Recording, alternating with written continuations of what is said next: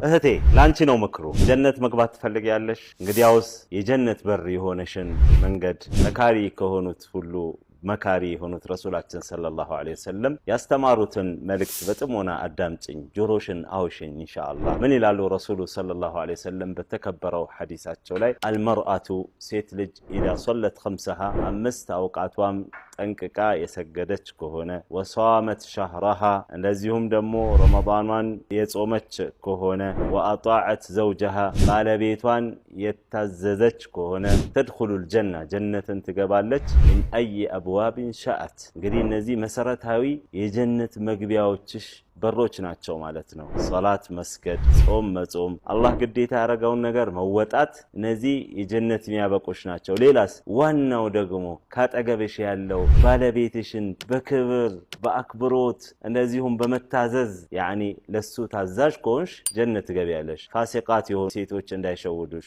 እነዚያ ጋጦጥ የሆኑ መመሪያን የማያውቁ የአላህን ህግ የረሱልን ህግ የማያውቁ የሆኑ ሰዎች ባልን ማንጓጠጥ፣ ባልን መሳደብ፣ ባልን አልታዘዝም ማለት ኖ ማለት ምንድነው ይላሉ።